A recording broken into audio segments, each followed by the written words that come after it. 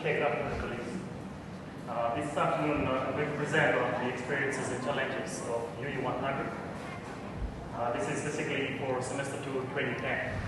As you all may be aware that this is one of the 4 generic and compulsory courses that was introduced this semester. And taking into account the materials that have been covered, we basically try to focus on 2 components within this course. The first was an IT component, and here we look at the computers and their applications. And then the second component to the course is basically the information literacy component. And this is where we concentrate on components from the library. And here we try and develop the capacity into students to be able to effectively locate, access, evaluate, and also use the information from a variety of sources. So these basically form the major components of the newly established course, the UU 100. Now the aim for the course is basically to ensure that all incoming students develop knowledge together with the competence in the use of computers. That's in terms of IT and also in terms of information resources. What we have found in this course is something that I'm going to discuss during this presentation. We have conducted a number of surveys, and the focus of this presentation will basically be on the responses to the survey questions and also some of the challenges we have faced while delivering this course. Now the enrollment, this is very much comparable to the other generic course that was run in semester 1 of 1,893. With Lodala forming the core numbers was 1,568. So you notice that we were basically dealing with a huge amount of students, and to be able to deliver properly to all the students was basically our major challenge. And how we managed to encounter those challenges and also succeed in what we did is something that is going to be discussed. Now the path of development, as you all know, this course got underway in terms of the preparation part in semester 1. And there are basically 3 levels of development of the topics. And this is basically operationalized by a structure that uses different tools and techniques. Now one of the things that has been highlighted in the other presentations is if it is an e-learning component, or if you're dealing with a large number of students, the materials that are provided, the materials that are discussed, and together with the assessment methods that are used need to be varied in order for all the participants to be able to use and also gain from the course. So we basically try to have a philosophy, and as earlier presenters have already mentioned, the best way probably forward from now on is to have an e-learning component with a face-to-face component. And that basically tries to incorporate the learning that is done through the e-learning tools. And when it is probably put up in a classroom environment, it basically adds more flavor, that there is more discussions, and it also contributes to a lot of learning.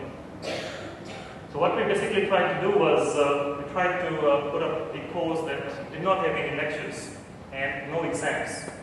So we tried to focus on assessment methods that basically would encompass, for example, student learning. So we tried to have topics where students learn by doing. So that was personalized by the structure of weekly activities. We decided on having a pre-lab activity. Pre-lab activity where students work on a 2-hour time frame, that is before they actually come to the lab. So students basically get themselves prepared for what is supposed to be covered during the labs. And then they work on a 2-hour face-to-face activity. So this basically tries to look at, for example, the assessment bit, where students are also assessed. And then the post-lab activity is something that the students do after they have completed their labs.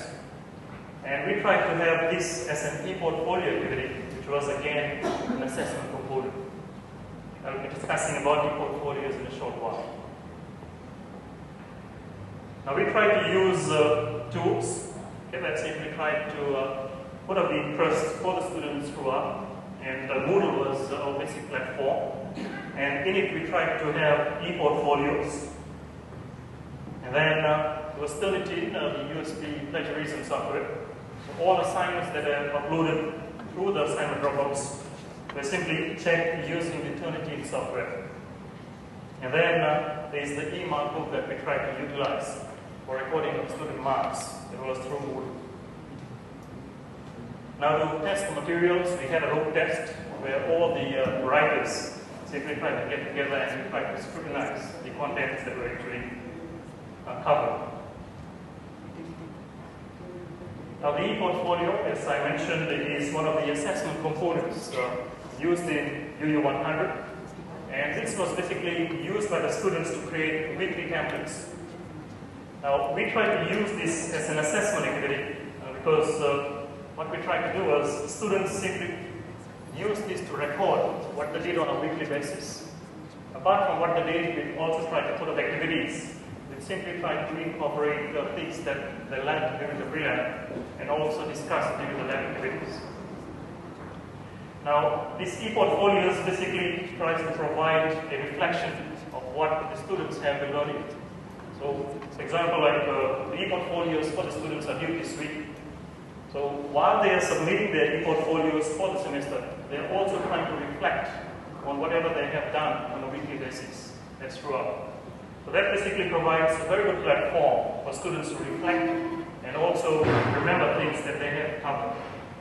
And just to make things easy, we try to have this integrated through Moodle, which allows students to access e-portfolios very conveniently. Now these are some of the tools that are basically used in e-portfolios. I won't elaborate much as colleague Peter will be discussing this in more detail tomorrow. These are some of the assessment activities that we used for UU100. A lab component formed the basis.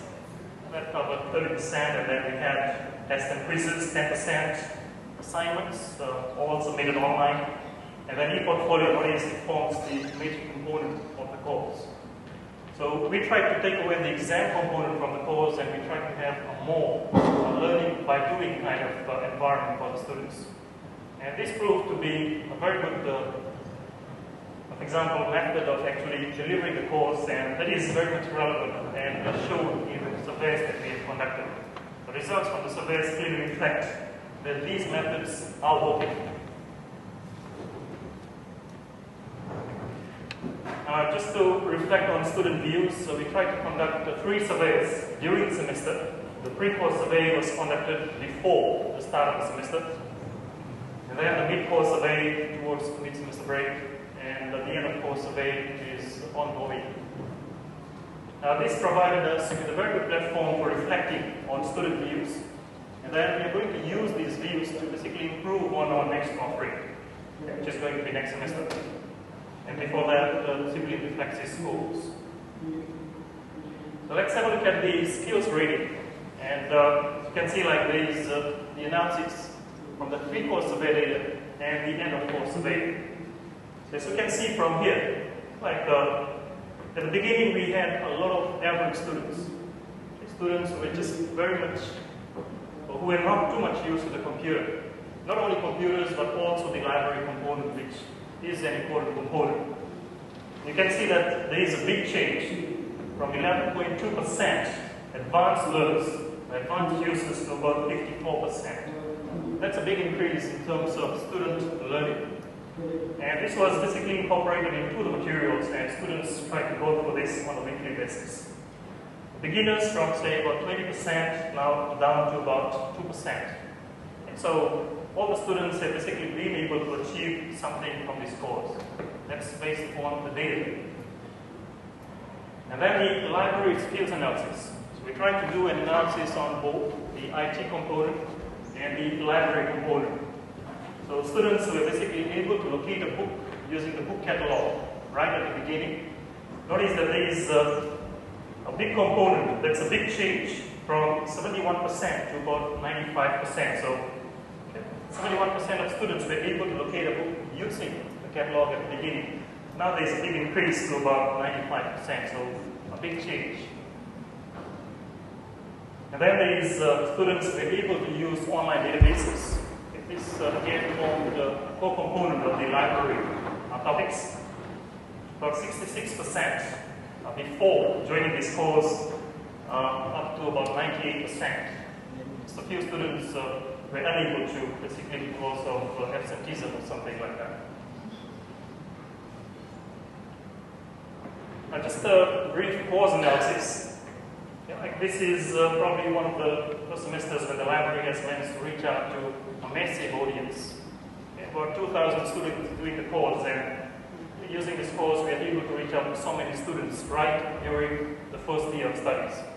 And I believe that this basically forms a good platform for student research, because with the use and knowledge of journals, the use of books, and ways to be able to access materials, I believe that students should be finding it much easier to locate information and then use it in their research.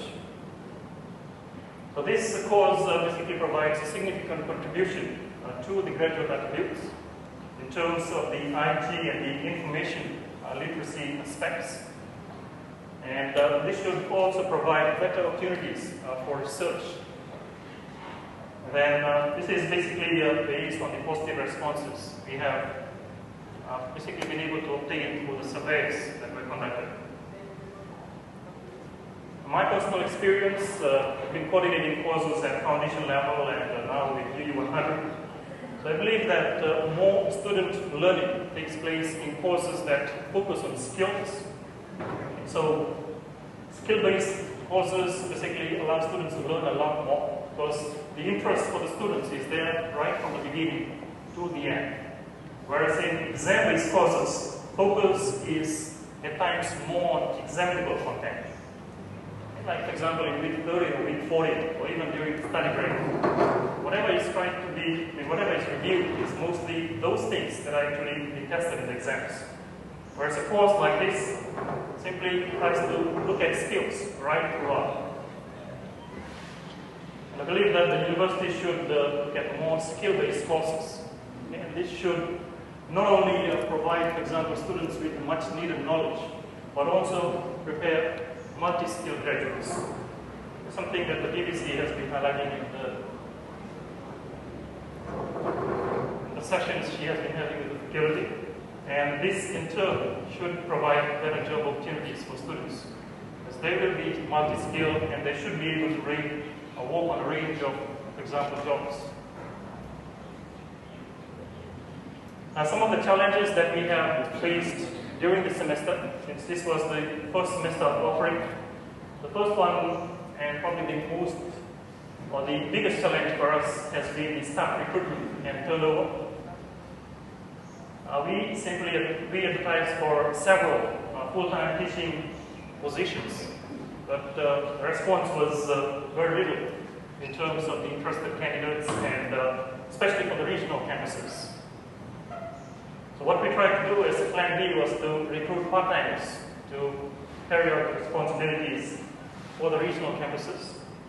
And one of the highlighting factors that we simply found out when we tried to look at some of the requirements was that the teaching assistant position requirement basically requires a postgraduate diploma in CSIS or library systems. Now this is basically a challenge for the regional campuses. Getting people of high qualifications like that is quite rare in the regional campuses. So there's a few proposals that I'm putting after this in the next few slides. A massive lab and internet requirement presented before me has highlighted that the iDirect solution has basically had a lot of improvement in terms of the bandwidth for the regional campuses. So that basically has improved the network infrastructure for the region. And for Lodha and a few other campuses, we are also looking at an end computing solution. An end computing solution to basically be used for the UU100 dedicated labs in Lodha. And we are basically dealing with large enrollment numbers, both within Lababa and also in the region. So we had to use different strategies, and we tried to have an online component with a 2-hour face-to-face teaching. And this basically helped us a lot in being able to achieve all the learning outcomes that we set at the beginning. Our major plans for semester 1, 2011, basically to have a full-time teaching assistant in each of the regional campuses. We believe that this should maintain equality within the students and also within the teaching component of the regional campuses. And my suggestion is to possibly reconsider the position's academic requirements, especially for the regional campuses. Here in Ogala, we are able to get candidates who are well qualified. But then in the region, it's very challenging to have someone with such qualifications. I believe that we should still consider appointing persons with a good undergraduate degree, provided the person has enough teaching experience. And if we are able to get through with this, we should be able to start with a full set of teaching staff come semester 1, 2011. And another proposal is to possibly have a separate computer lab for UE100 in each of the campuses. Considering the huge amount of internet and the huge amount of computer lab requirement for the course, I believe this should actually assist. Now, some of the implications. First one, cost-effective materials. We try to provide all the materials to the students through Moodle. And we believe that this is possibly a better way of delivering and also allowing materials to be made available to students. We are also preparing for instances when Moodle is offline. So we're trying to have a server backups and solutions for times when Moodle is actually offline. We faced an instance during the semester and Moodle was down for a weekend. So in that case, we tried to use the SIM server as a backup solution for providing materials to the students. And the assessment methods and the e-mark books, we tried to use varied methods as was discussed in this slide, which has already been highlighted. And then student expectations in future courses, we believe that with the courses like this and with the huge amount of online content, we believe that students will start to expect a lot more in future online courses. And the implication of e-portfolios, we believe that this is something that other faculties or other lecturers might probably want to consider for their students in terms of having the materials readily available. Now, overall student views, we tried to conduct surveys as I mentioned earlier, and this was one question that was posed to us at the beginning, that students have been doing IS 100 and other courses. Why are they asked to do another IT course? Our simple reason was that the course was not entirely IT. It also had a library component, and this is the response to making this course a compulsory one for all students. And we basically got a 73% agreement from the students that this was basically a good idea to have this as a compulsory course. And overall student comments about UE100, 92% students gave in a positive response. And these were some of the responses. Okay, these are just some, most entertaining and well organized. One, simply love this course. Course gives me a new level of knowledge that should help me with my next level of studies. And best course I have done, and so on and so forth. And this is another slide with more student views. That basically brings me to the end of the presentation, but I'll just leave this slide on for you guys to actually have a look at some of the comments. Thank you.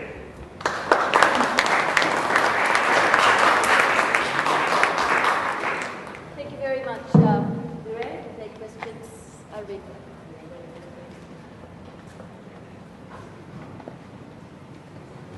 Thank you. My apologies to Viren. I'm going to make a very serious comment here about this.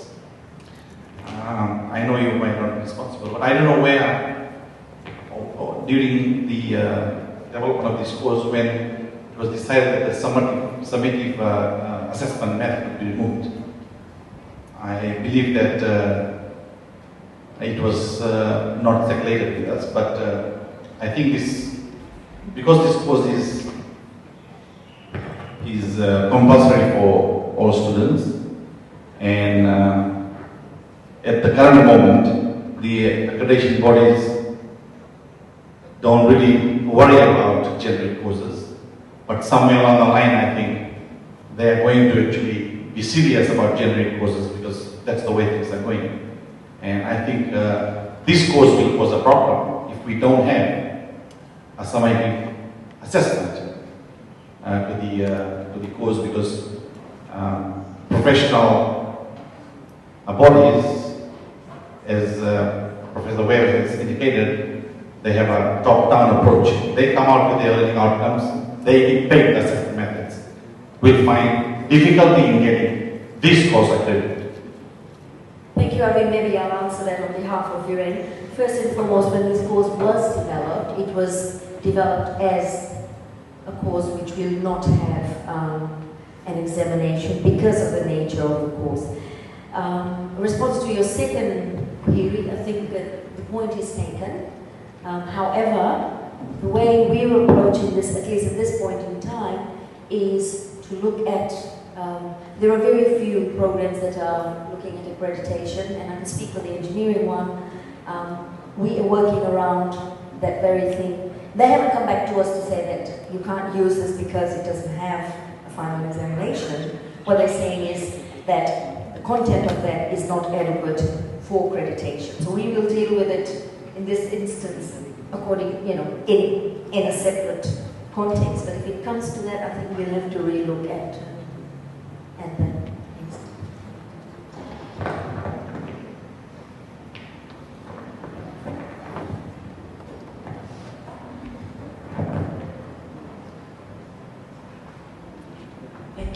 Thank you. Sorry, first of all, comment. Because one of the things we try and do at the law school, I'm sure everywhere else, is looking at horizontal and vertical integration of skills. And it hadn't really occurred to me, but of course you're developing skills which will benefit our sort of integration of skills teaching. And it would probably be really useful for all staff at USB to have access to this course so that it can help with our skills integration, and as well we can see some really quite innovative teaching. So I'm really excited about that. And my question is, you say you're delivering the material via Moodle, and because this is better, it's more cost effective, I imagine that's because you're cutting out the cost of print, and as well it enables you to update and renew and keep the materials current. Now, one of the challenges we've faced at the School of Law is we like to deliver our material online, but then students complain because it costs them more to print out the material.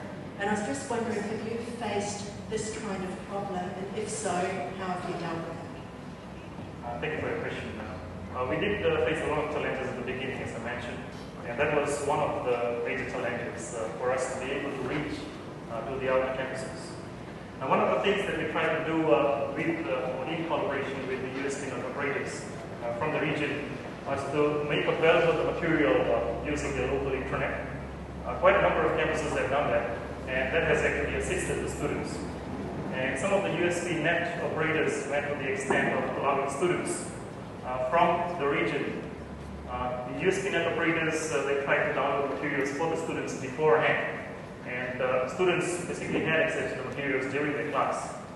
And what they basically did during the class time was participate in forums and also the online activities. But yeah, that was a challenge, and we tried to use appropriate measures to deal with those challenges. Sorry, my question isn't so much about the access, because there certainly are ways around bandwidth issues, access, but more the cost, with the law students in particular being very strong. We don't want our material on Moodle, because then we have to pay to print it off.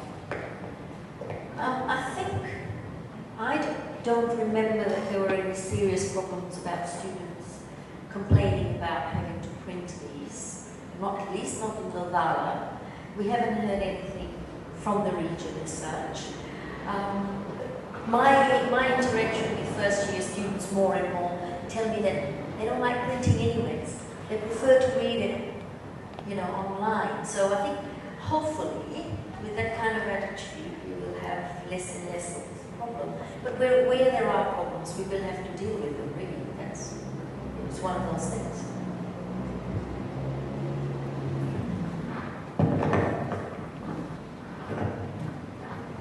One last one and time is up.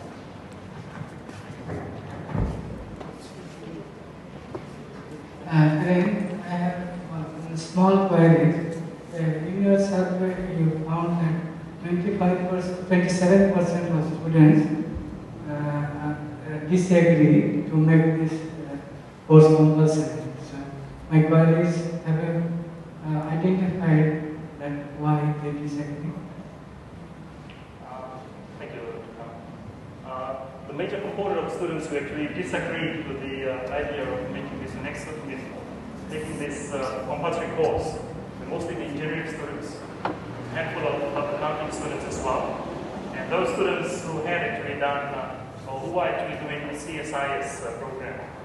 So they're aware, for example, components that students have done, say during semester 1, especially the IT component of the course. But then they basically were not aware of all the materials available through the library. So we actually started off with 3 IT topics, and then it was not until week 4 when the students started getting into the library topics.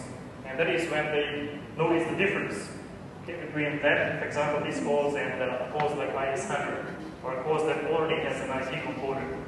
So we basically have found out, and through the surveys, we have taken note of all those responses. And we will basically look at that during, for example, semester break. And we're going to put up suggestions or probably some ideas to people that here. We're going to look at it from there. One of the things students did not like, these particular students, was they found the first 7 weeks too easy. They thought we were insulting their intelligence, some of them. But when it actually came into the library component, they realized the value of the course. Okay, thank you very much, colleagues. Thank you very much.